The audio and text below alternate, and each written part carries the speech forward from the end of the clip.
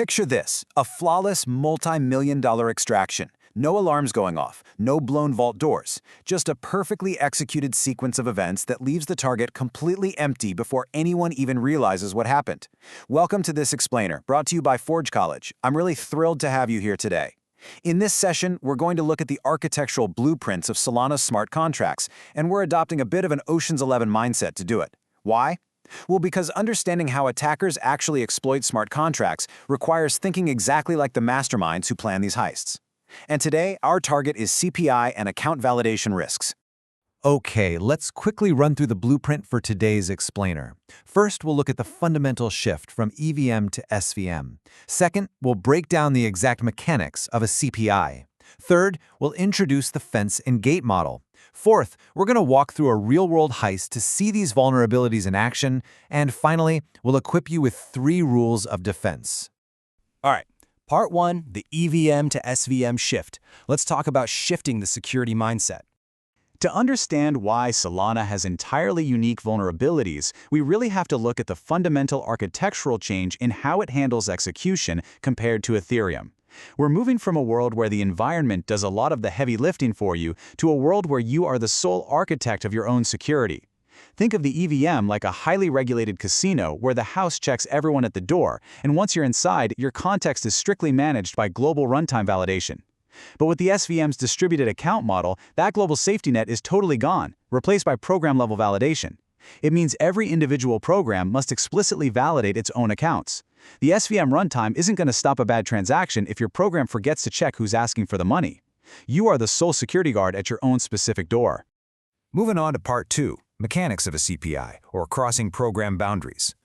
So, with that architectural shift firmly in mind, let's look closer at how programs actually talk to each other. Because this is exactly where the vulnerabilities hide in plain sight, right on the communication lines. A cross-program invocation, or CPI, is essentially just a message from a caller program to a callee program. They're running together as part of the exact same atomic transaction. But here's the catch. Because of Solana's architecture, the caller has to pass explicit account handles to the callee. And when you pass that handle, you're shifting the burden of validation entirely to the receiving code. The callee absolutely cannot just assume the caller did their homework. If you invoke another program to act on a specific account, the execution context changes entirely, and it's up to that invoked program to verify everything from scratch. Here's your critical audit checklist detailing exactly where things can go terribly wrong. Let's walk through these 4 validation points. First up, signer verification. A super common failure here is assuming an account is a signer without explicitly checking the flag. An attacker can just supply an account with the signer flag cleared and use a Program Derived Address, or PDA, to bypass the check entirely. Second is the owner check. This is where a callee trusts the caller's account ownership without rechecking it. The result?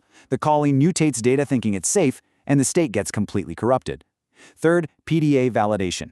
If you use a PDA-derived authority without verifying its seeds in the bump, an attacker can easily just swap in a fake PDA they control. And finally, the readable flag.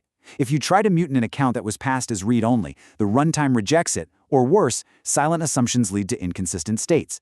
Listen, a missing check at any one of these 4 points creates an exploitable gap. Section 3, the fence and gate model, securing the perimeter. To really grasp how these gaps work together to form an exploit, we need a visceral mental model.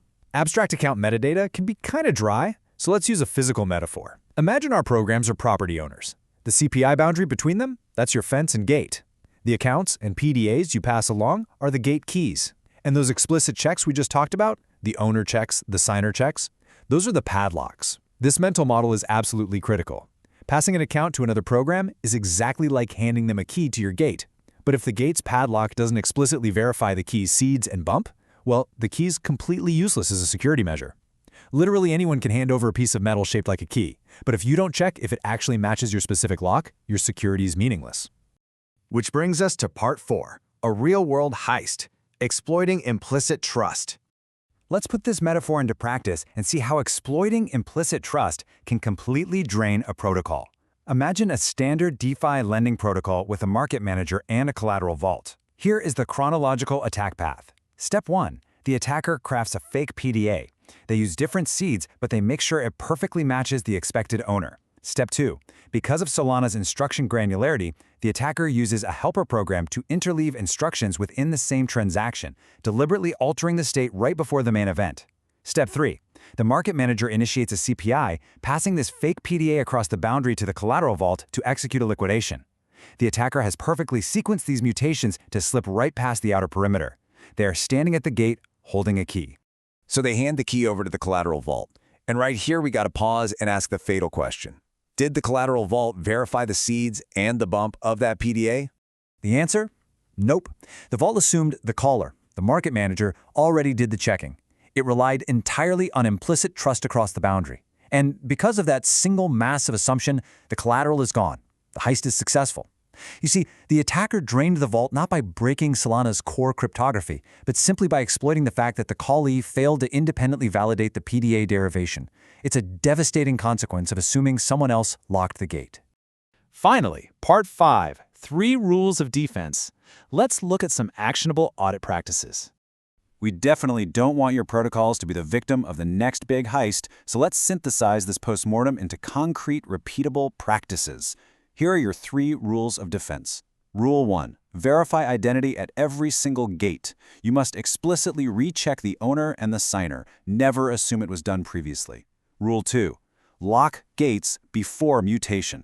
You need to sequence your checks early, prior to any state change within the callee. Rule 3. Assume keys are reused. Because attackers can interleave instructions within an atomic transaction, you absolutely must be aware of those intra-transaction changes that flip state between checks. The crucial thing to remember here is that validation responsibilities completely shift at every single CPI boundary. You own the perimeter of your program. If you take absolutely nothing else away from this explainer, let it be this core principle. Inspect every CPI boundary as if it were an external, untrusted interface. Never ever trust that a caller validated an invariant unless your own callee code also checks it. In the SVM, paranoia at the program boundary is hands down your best security feature. So, I'm going to leave you with this final thought. What unguarded gates and shared keys are hiding in your multi-program flow right now? It is time to rigorously challenge your code assumptions and audit those boundaries. Thank you so much for joining me for this explainer. If you want to dive deeper into this subject and master more Web3 knowledge, definitely head over to Forge College. On behalf of Forge College, keep building, keep auditing, and stay secure out there.